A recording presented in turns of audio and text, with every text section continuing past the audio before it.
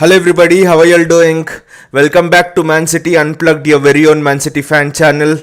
Wow, I'm really looking forward to tomorrow's game. Sheffield United versus Man City.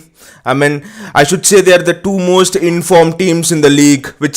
People underestimate Sheffield United looking at the table. 8 points from 20 games, 5 points from 19 games before they beat United. But what people don't realize is Sheffield United have won three of their last four games. They've gone to Old Trafford and defeated Man United. They had great results in the FA Cup. So this is a team in form. This is a team that is fighting for their lives. This is a team that is determined, that is passionate. They want to stay up in the league.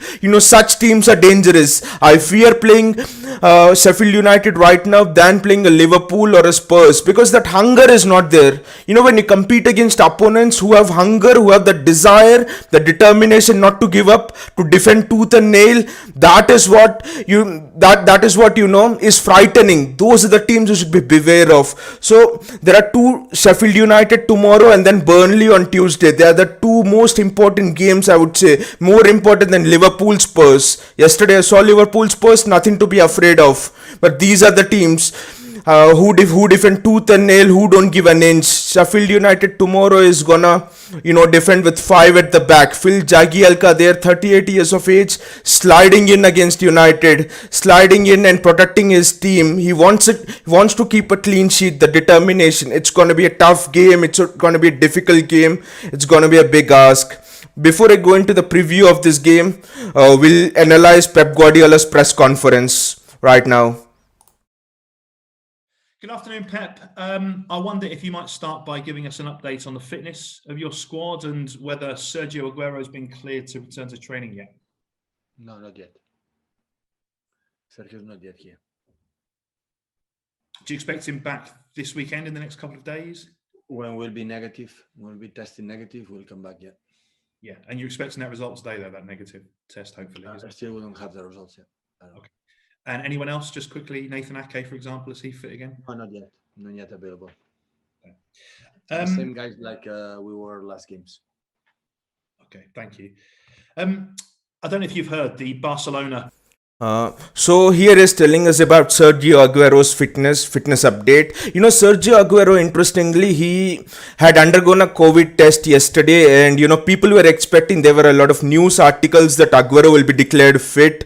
And Aguero will be fit enough to start at least on the bench for the Sheffield United game, and he might even start for the Burnley game. Pep Guardiola's big plan is to somehow start Aguero against Liverpool and against Spurs. He knows that these two are the teams which he really needs Aguero for. He needs the sharp shooting skills of Sergio Aguero.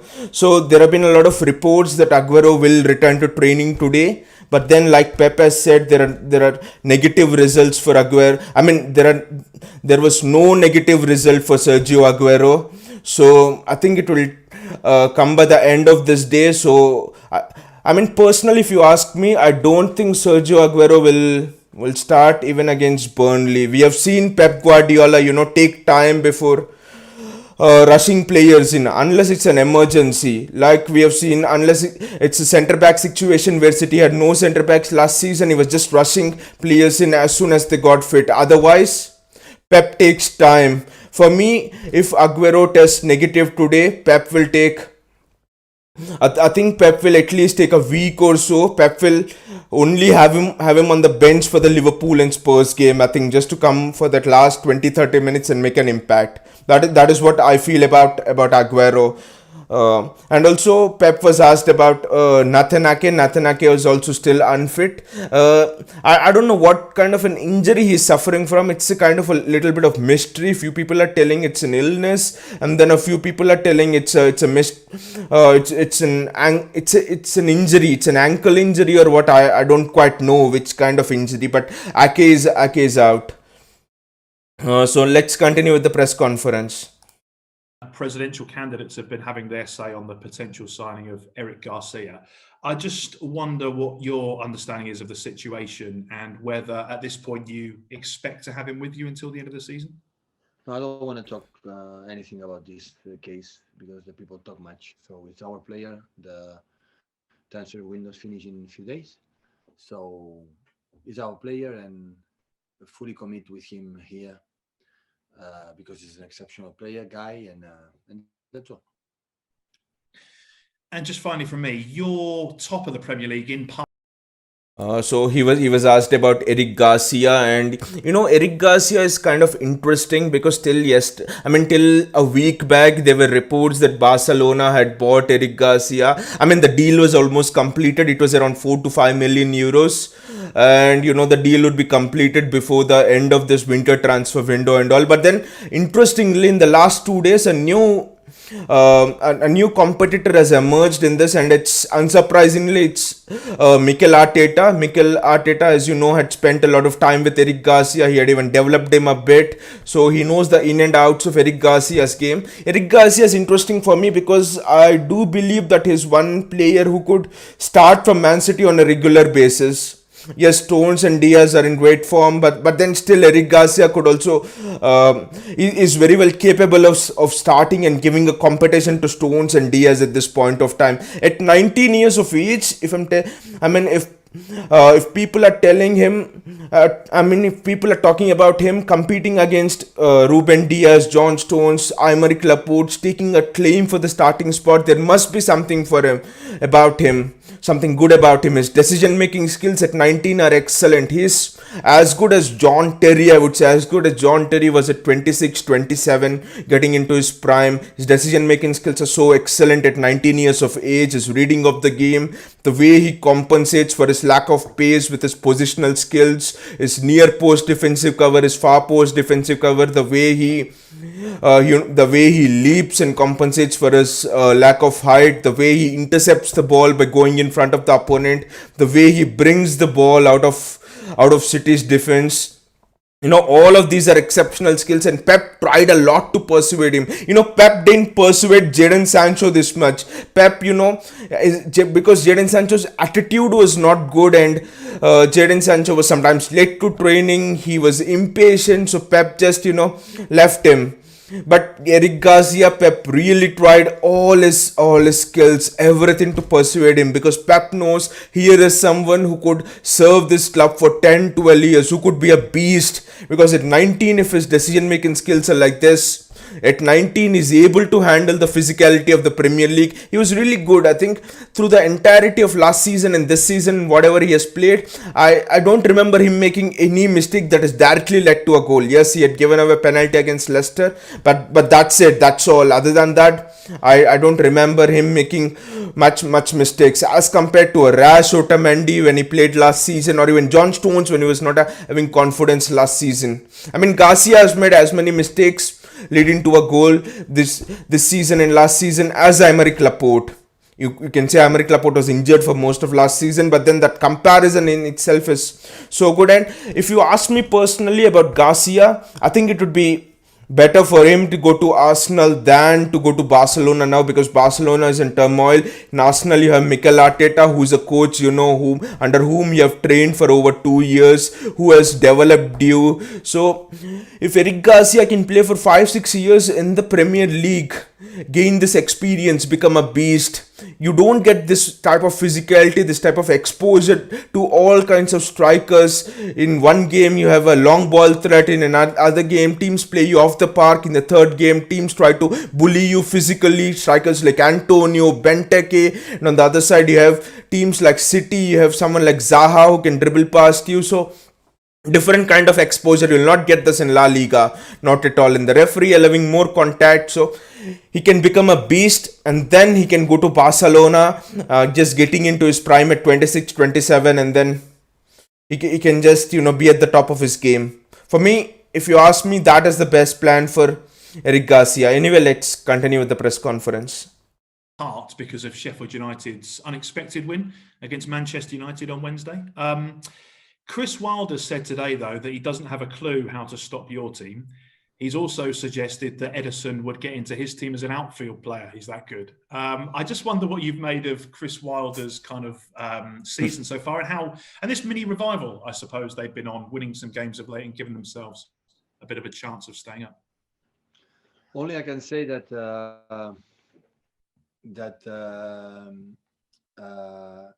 is a Sheffield, what I saw before United game, is a live team. It's a team who's alive for the body languages. So, and it's not easy with the results, unfortunately, they got in the season. And that speaks incredible well about Chris and his staff and the players. So, um, the result from United speak for itself. So, I think everybody knows how difficult it is winning in the stamp in Old Trafford. So, and yeah, so try to do it well, because what they do, and I think the reason why they are still a team and they are alive is because they are together for a long time with the same manager, and they believe each other a lot, and that's why they are able to do what they have done a few days ago. And but it's an opportunity to try to play good again and win the game. Thank you. A very interesting question, I would say. The Chris Wilder tells that he has no clue on how to stop Manchester City. Uh, I think that's a dilemma which many managers are facing, especially after that Chelsea game with Pep playing that false nine. So even if teams defend with five at the back, 2 seasons ago, 3 seasons ago, in fact, after that Centurion season, Pep said that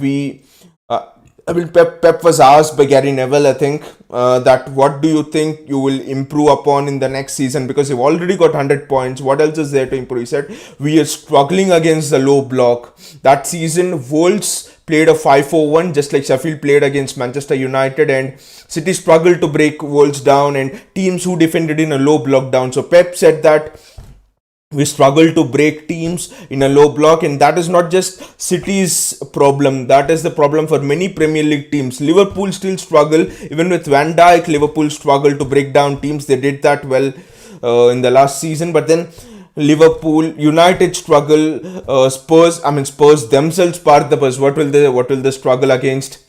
Teams parking the bus. You have two parked buses. Who will play football? Will the referee play football in the middle?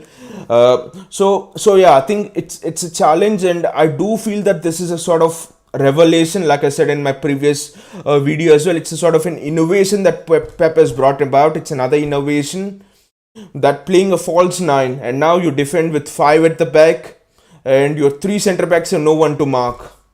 What do your three centre backs do?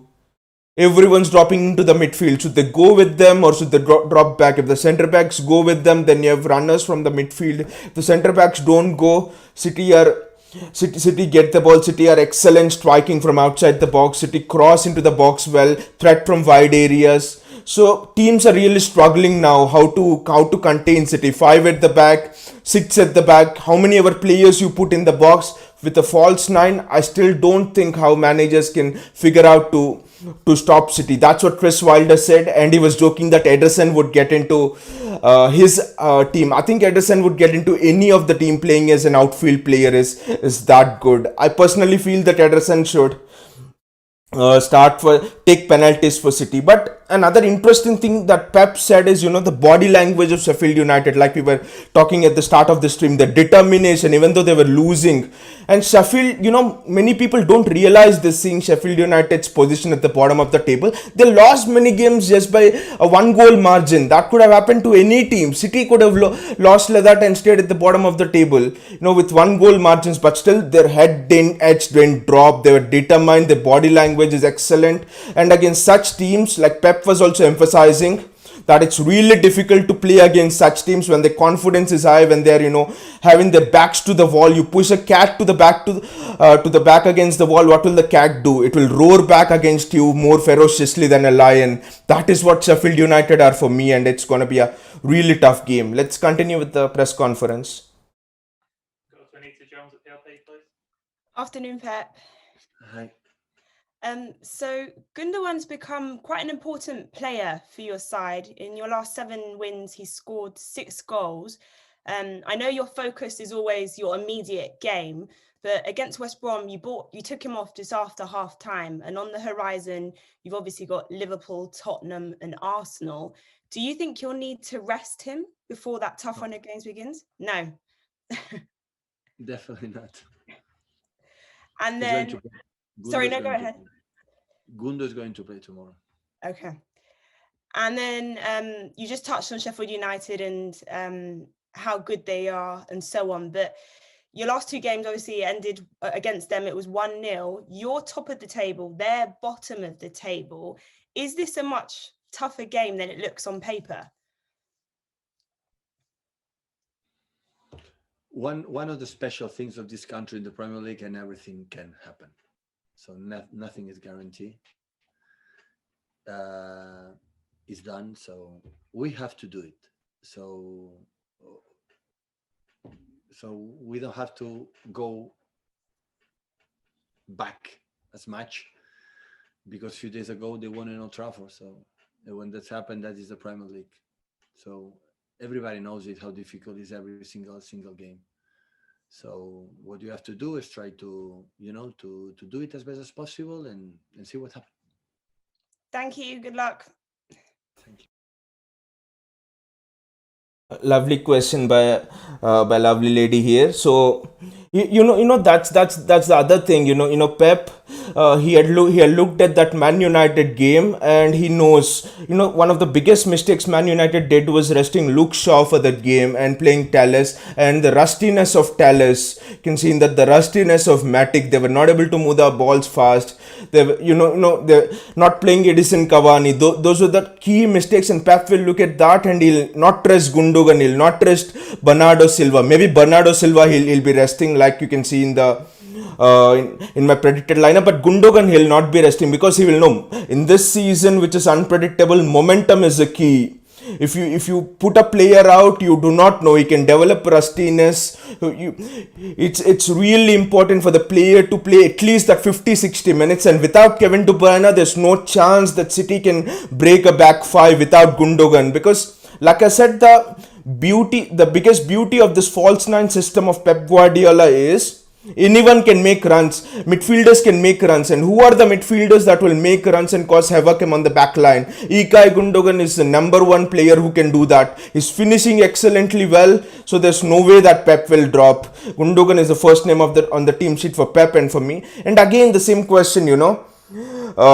Sheffield United are at the bottom of the table and City are at the top. It's a bit of an aberration, Sheffield United, like I said, have lost games just by 1 goal margin, and they have not. And in the last 4 games, they won 3. They're on the up. They know that they have to really win their next set of fixtures. They'll have to have an amazing 2 months to get out of this rut. If Sheffield United escape, it will be bigger than any team winning the Premier League title this season. So their escape is one of the most improbable acts which people are thinking, and so it's going to be a really tough game. Pep knows that. Let's go into the next question. Sam Lake, please. Hi, Pep. Obviously, the team has been playing some great football recently. Congratulations for your role in that. Earlier in the season, some of the details were a little bit different. Some of the wingers were inside, Gundogan a little deeper, the left back attacking outside. Then after the Manchester derby, I think before that West Brom game, it changed. The wingers were a bit wider, Gundogan further forward, Cancelo further forward, attacking the space a bit more. I just wanted to think, well, I've been thinking, was it injuries? Was it fitness? What was the reason for you making a little change at that stage in the season?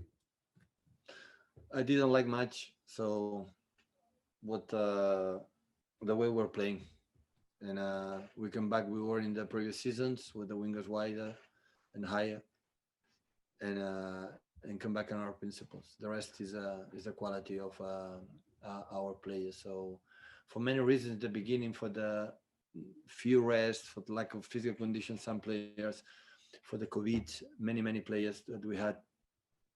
We have to adapt the way we play for the quality of the players we had in that moment in the better conditions. That was the reason why I tried to find the way.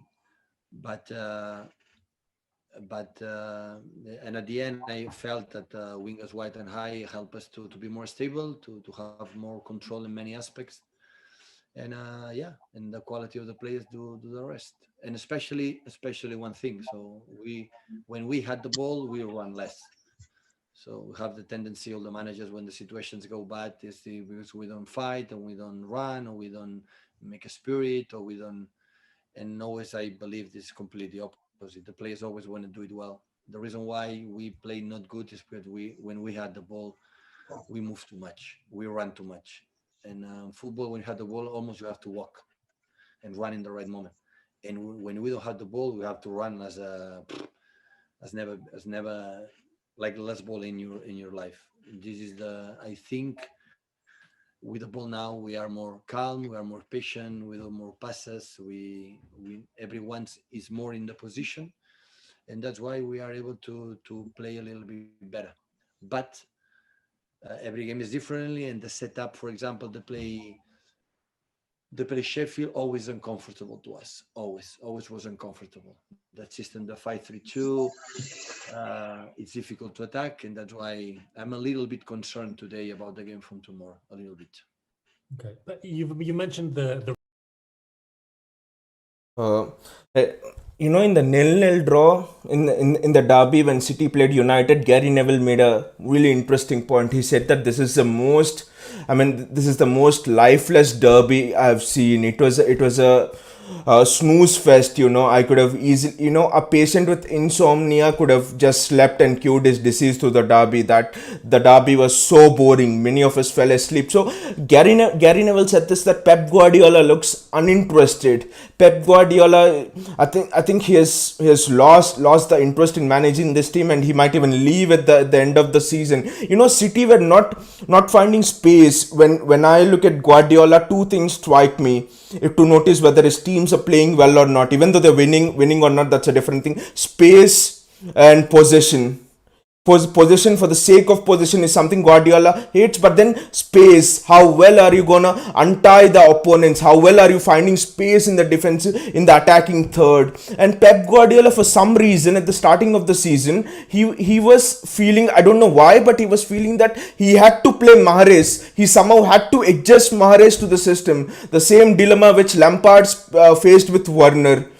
Mahrez is that kind of a player that you need to adjust your entire system to him. He doesn't adjust easily. So as a result, Mahrez was playing inside. There was no width on that side, and against teams that were defending deep, there was no space.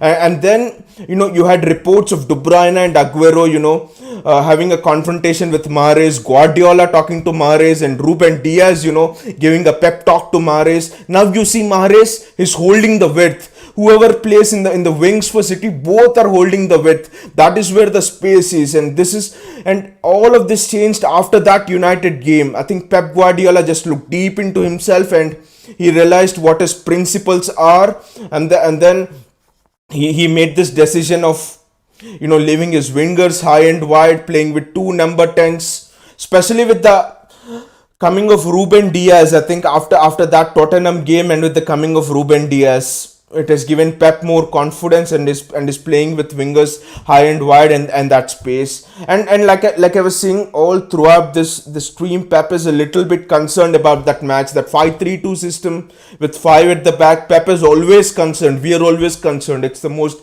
difficult system to break. So it was a really interesting question about the wingers playing more on the inside. So, and also when the wingers play more on the inside, there is no space for the midfielders to run into. It was all getting crowded up. De Bruyne was having to go on the outside to provide width. The fullbacks had to provide the width. It was becoming too much crowded in that box. Guardiola didn't like it. He was not enjoying it. But look at him now. He's enjoying it really well. Let's continue with the press conference. A few times now. Just how do you achieve that? How do you make the team walk more with the ball? Is that the positioning of the players? How do you do it? The players move less, stay in the position, and the ball comes where we are. So there is one moment is that I move to go to pick the ball, or I stay in the position and the ball comes where I am. And I think we feel comfortable when everyone is in his position. It's quicker. Our game is quicker.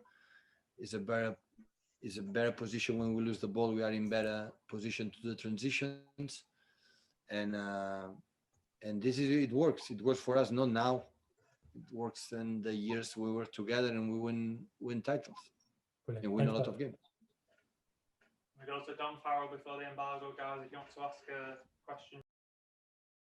So another important thing, don't run towards the ball, especially in possession. We had seen, I think, against United in that 0-0 draw, or in the game afterwards, in the loss to Spurs. Yes, in the loss to Spurs as well. Mahrez was going on to the other wing. Mahrez was going towards the ball. Players were, when City were in possession, players were becoming impatient. They were moving towards the ball. This is something Pep really doesn't like, because when you do that, and when there's a turnover of possession, how do teams hit City on the break, fast transitions? So when that happens, when players move towards the ball instead of the ball coming towards them, City are not in the right shape defensively to deal with those quick transitions. So I think that is where Pep was a little disappointed, like I was telling you at the beginning of the season. A lot of things at the beginning of the season were unlike Pep. City not finding space, City having possession for the sake of possession, Mahrez going towards the ball. A lot of things, which Pep doesn't like. It was not a Pep Guardiola team. You would never believe that Pep Guardiola was the manager of that team unless you were told. But this team has pace, moves the ball really crisply, very fast, can control the tempo of the game. Players trust each other. No one is running towards the ball when City are in possession. Everybody is patient. Everybody are thinking, where is the space for me to run into? How fluidly can I exchange with my attacking counterpart or with my midfield counterpart? This is a City which we like, and Pep was spot on over there. Walk when you have the ball and run when you lose the ball. This is the philosophy of Pep. This is the philosophy that has bought him all those Champions Leagues, all those titles. You just don't win Champions Leagues with just having Messi in the team. You need to have a certain philosophy. You just need to have a certain pattern of play. You need to tell players which positions they should take into, how do they get into space. Pep has done all of that. During that second section, and now is the time to let us know. But we'll go to Don first. Hi, Pep. Juan Malio joined as your assistant about 7 months ago now. Probably following on a bit from what Sam asked. What sort of an influence has Juanma had on those changes in the development of the team this season? And also, what's it been like for you working with a guy who's a big influence and obviously a close friend? Well, a lot. First of all, I have Rodo. He's a long time with us and helped me a lot. Especially this season, all the time, but especially this season, because Juanma still doesn't speak quite well English, but it would have not been possible what we have done so far. It's nothing, okay, but being there in the table, like we were that, without his influence to me. He knows me quite well. He knows exactly what I need to hear, to listen in the right moment, in the right time. And he sees something that I'm not able to watch, to see. He has a special sense of read the game like it's difficult to find in a worldwide, and especially in the bad moments. It's a guy like make me feel calm and make me feel or see what is the real situation of the team. A part of the result, we win or we lose. So always has some vision that I'm not able to see. And his influence in this period, like Rodo has said, many players, but especially Juanma, had been so important in this period. I remember a couple of years ago, Raheem said something about Mikel Arteta like helped out with his finishing and his shooting on the training ground. Are there any particular areas or certain players where Juanma's been particularly involved in their processes? No. In some defensive issues, help us in the beginning, but especially in talk, especially with the Latin players. But it's important to me. That is not few. So, and that is what I need. Wow, that was a really good question at the end. Guan Malilo, I remember in the summer transfer window, us doing a video on that. And you know, I was telling that was the biggest transfer of a city in the summer, bringing in Guan Malelo. Many of you might not know who Guan Malelo is. He is said to be one of the finest exponents of the 4-2-3-1 system. He's said to be a great influence on Guardiola, especially on how he senses the game, how he analyzes the game, especially in terms of the defensive issues, the defensive positional sense. And like Pep Guardiola said here, you know, I think he's been a good help for Ruben Diaz and also in John Stones coming back to the form indirectly. So Guan Malilo, an excellent architect of the 4-2-3-1 system. That's why, you know, it's that's why Pep was playing with two pivots at the beginning of the season. It didn't work out, but I still think that in the Champions League there will be games when Pep will have to go with those two pivots, Rodri and Fernandinho, especially in closing out the games. And that is where I think Guan Malilo can add a little bit of a different dimension to the game, because until now you had Mikel Arteta in the Champions League and all of those until the last season. You know, Mikel Arteta, he's learning under Pep. He's an advocate of the 4-3-3 system. He's also come up from La Masia in Barcelona, 4-3-3 system and all of that. But Guan Malilo, his defense, you have a coach whose defensive principles are really rooted in the ground. I mean, they're really strong. You have someone who people say that he introduced variations in the 4-2-3-1 system to the world. Many managers, including Jose Mourinho, follow his style of the 4-2-3-1 system. So I think he's a Portuguese coach. I don't know. I don't know his nationality, but we are already seeing the influence of Guan Malilo on the way Rodri is playing, the way Fernandinho is playing, especially in the defensive positions which they take up. And in the Champions League, I'm sure there will be games when City will play 4-2-3-1, and Guan Malilo is much more experienced than Pep. So I think he will be able to help the team, especially in bad moments like Pep was telling. So in the summer as well, this has gone under the radar, but not for me. I did a video then as well. The signing of Guan Malilo, a really excellent one to replace Mikel Arteta.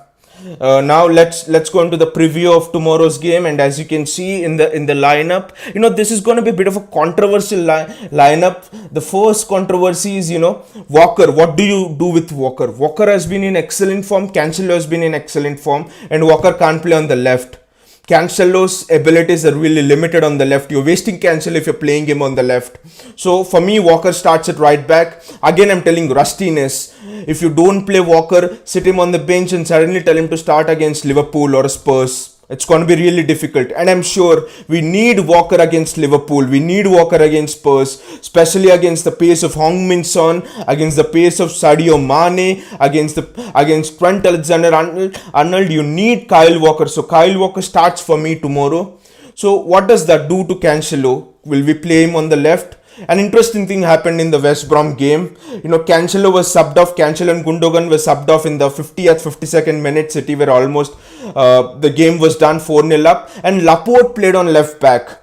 So I think this, I mean, Pep would have quite easily bought off Stones or Diaz and rested him, but no. Laporte played on left back and Zinchenko went into the midfield. So I think this is Pep's long-term thinking.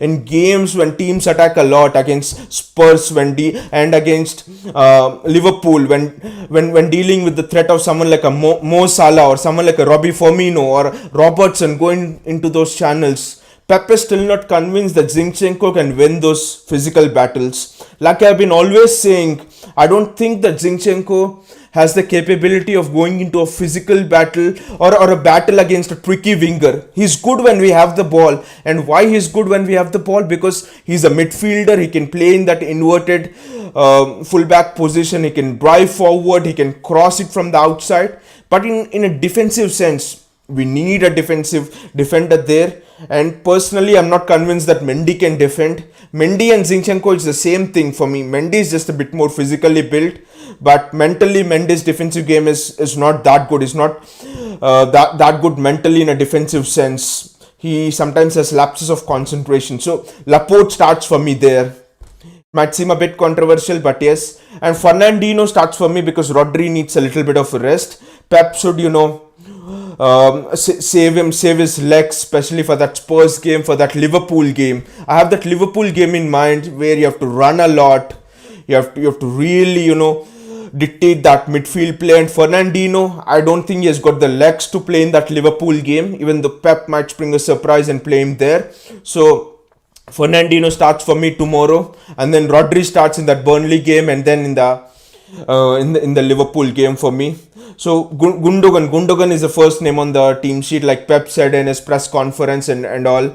So Gundogan is in an excellent sense of form. His runs will be really important tomorrow. Sheffield United will defend with 10 men behind the ball, and Gundogan, the way he senses pace, the way he takes shots. One thing about tomorrow is, and also again and also when we play against Burnley afterwards, is that we should be clinical. Gundogan's twice he should be really clinical as he has been in these past weeks, or else it's going to be really difficult. Chances will come at a premium. We have seen against Manchester United. How many chances did United have? Yes, a set piece. Other than that, Martial had a chance, I think. Other than that, no chance. That's why Pep was also telling in the press conference, I'm a bit concerned about how we are going to play tomorrow, how we are going to crack open that.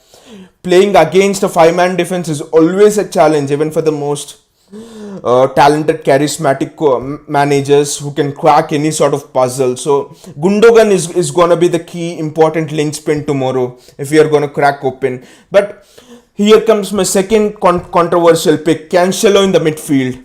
Yes, who will cover Kevin De Bruyne's absence? Who will break open teams? When in the preview against West Brom, I said that I'm more concerned about West Brom, Sheffield United and Burnley, because these are the teams who will sit back. And when teams sit back and when they want them to attack you, you need someone like a De Bruyne to break them open. And who will replace him? Who will replace that creativity? And here comes Cancelo. In the West Brom game, Cancelo was in the midfield. He was playing like a quarterback. Peter Dury was, repeating this, I've repeated this in the previous streams as well, but Peter Dury was almost telling it's cheating that you name Cancelo as a fullback, as a right back or a left back. He is a central attacking midfielder and would get into most teams in world football. The passing of Cancelo, the way he senses a pass, it's almost like a Kevin De Bruyne, like a Bruno Fernandes. So Gundogan and Cancelo will decide whether we are going to unlock Sheffield United's defense tomorrow or not. Countainia has a question here. It will be interesting to see if Gundogan will still be making those runs when KDB is back. Even when KDB was playing, Gundogan was making those runs. You see against Chelsea, Gundogan opened the scoring, if I'm not wrong. He made those runs, he created the space. The thing is, the interesting thing is Gundogan is the one who's making the runs. KDB has been given a floating role. He roams throughout the pitch.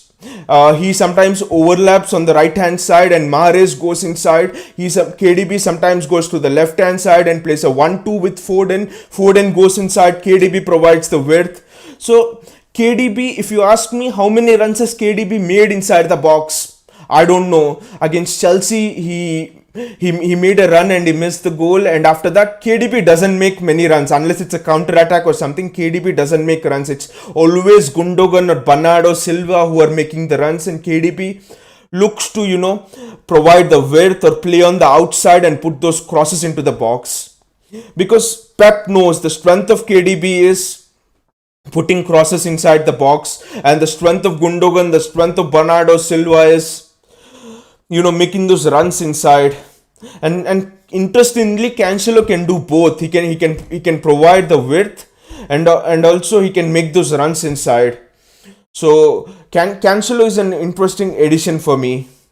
Is another dimension which our opponents did not think City had. This is again very interesting because like I said in my yesterday's video, the most important thing that will decide this Premier League title is which manager will win, will find solutions to problems. City don't have a left back. Pep comes up with Zinchenko, came up with Fabian Delph in the Centurion season, comes up with Zinchenko now. City lose Kevin De Bruyne at an important juncture. Pep comes up with Cancelo and his positional play. Mahrez is not doing well. Pep comes up with Bernardo Silva at the in the right wing position. So excellent again. That's what I'm telling. The ones who will win this Premier League will be the ones who will be the managers who can find solutions quickly, in-game solutions. That's why Pep was talking about Guanmalilo, and it is really important. Guanmalilo has that sense, just like Gundogan has a sense for the goal. During bad moments, Guanmalilo helps Pep. We have seen, for example, in the game before West Brom, Aston Villa, it was really tough going, and Guanmalilo, Pep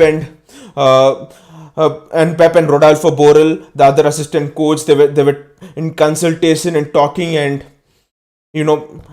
City break open at Aston Villa. So those sort of inputs are really important. I think that is where United are a bit lacking. You see United, it's not a criticism, but you see the experience counts, the experience in big moments. Alan Shearer was telling about his Newcastle team. They didn't win it the first time because when they were 10 points clear with 5 games to go or 6 games to go, and then they didn't win the title, because Alan Shearer was telling, we had Man United chasing us. We had Alex Ferguson and his experienced backroom staff. They did it before. They had won titles before, and we were panicking literally with those 5 games to go, even though we were 10 points ahead, and that led to our downfall. The next season, we had a few experienced players, we bought them, and we won the title. Experience helps in situations. Experience helps when things are not going well for you, and that is where I think the coaching staff are gonna come into play this season. That's why I think Chelsea sacked Frank Lampard. I don't say it's the correct decision or wrong decision, but then Chelsea realized that this season is gonna be decided upon who will find solutions, who will have experience on how to handle situations, and that is why Guanmalilo was really important for City. And the front three is also a bit of a surprise. Gabriel Jesus starts tomorrow because Pep will want to rest Raheem Sterling. He'll be on the bench. Sterling will be on the bench. But I think Sterling will come on after 50-60 minutes if City are still struggling. It's a bit of a complicated thing for me because Jesus was rested in the match against West Brom. So I think Sterling, one of those front three should take a rest, and Sterling is the one who takes rest this time. So Jesus starts, and then Foden on the left. Of course, Gundogan and Foden are the two first names on the team sheet every time Pep prepares City for a game. Foden's been again excellent against Cheltenham. Nothing was happening. This young lad, 20 years of age, he made sure that I will take on the entire defense, and he goes through all the Cheltenham town. Almost he takes out 5-6 players. Gabriel Jesus is really important because for the confidence, we need that out and out striker, especially in the matches against teams like Liverpool and Spurs. Balls are flashing across the box. You sometimes need someone to put those balls in. And then you have Riyad Mahrez. This is going to be a really controversial one. Would I start Riyad Mahrez or would I start Bernardo Silva on that right? Because Bernardo Silva is disciplined. He keeps the width. He's not impatient. He doesn't lose the ball. 4 important qualities that are needed when you want to break down a rigid 5 at the back defense. Mahrez, he tries to dribble through opponents. That is good, but when you have 5 people defending, how many will you dribble through? You will eventually be crowded out. But it's been a bit encouraging about Mahrez in the last game. I've heard before the last game that Ruben Diaz gave Mahrez a pep talk, a really heavy talk. And in the last game, Mahrez didn't attempt many dribbles. He didn't lose the ball. He was crossing, he laid one on for Sterling to tap in. So Mahrez protected the ball really well. And based on the game against West Brom, I was thinking that Mahrez will start this game. It's just because Mahrez for me is one of the best wingers in the league when he's on form, and in those crunch games against Liverpool, against Spurs, we need that X factor, especially with Aguero not there. And Mahrez for me is the one. He can go past a man easily and score. He can find that left corner. Mahrez is a confidence player. So I think Mahrez starts for me ahead of Bernardo Silva. Let me know in the comments below. What do you think of Cancelo's position in the midfield? Would you start Cancelo or would you start Bernardo Silva there? And what about Riyad Mahrez? Would you start Riyad Mahrez or do you think his really underperforming for the team? Let me know. It's gonna be a really difficult game tomorrow. We need to really dig deep into ourselves, and I've been repeating this throughout the stream, but that is more true than ever. These are the games that will decide the title races, that like United found out a couple of weeks ago. United found out a couple of days ago. So these are the games that will decide whether we'll go on or whether we'll fall short. The fine margins, and it's important to keep the winning run going, keep the momentum going. So let's hope that City put in a good performance and we go on and give our best for the game. I will not say before any game that we are going to win it, because see, winning and losing, it depends on the circumstances. You can't just expect to go on and win every football game. No, any team can beat any team, like Pep was telling, and you should not be arrogant as well. But what I want is City to go on and give their all. Yes, you have 30 shots on target, but still the keeper is a worldie, the defense is a worldie. You drop points. That's fine for me. So what I want is us to give everything in tomorrow's game. And if you ask me for the prediction, I think it's another 3-0. City will win by at least 3 goals or more, and will keep a clean sheet again. Countania has another question. He's telling Mahrez is the best winger. You said he's the weakest link in your last video. You're contradicting your own statements. Mahrez is one of the best wingers in the league when he's on form, and yes, he's the weakest link, because if you see all of our 11 players, which player is the most out of form? It is Mahrez. In the Premier League, I said Mahrez is one of the best wingers in the Premier League, and that is still true. But in our team is the weakest link. You tell me any other players, Cancelo, Diaz, Stones, Walker, everyone is playing better than Mahrez. So that's why I say he's the weakest link. And I said that he's the weakest link. The main reason is he dribbles more. When teams defend with 5 at the back, you dribble and you lose the ball. Teams hit you on transition. So that carelessness is the reason why I said Mahrez is the weakest link. Mahrez could very well walk into the Leicester team, play on the counter attack and score 20 goals a season. That is fine. But for the way we play, for the positional sense that Pep Guardiola wants in his team, for the way he wants the players to move, for the patience he wants the players to maintain, for the trust he wants the players to have, that the teammate will give them the ball. For all of those things, Mahrez is the weakest link. He's one of the best wingers in the Premier League, but in this team and the way this team plays, he's the weakest link. So I hope Mahrez is a good game tomorrow. And again, like I said, my prediction is 3-0 or more. So take care, and I'll come back in front of you with the review of tomorrow's game. Tomorrow the kickoff is at 4 o'clock European time. So see you then.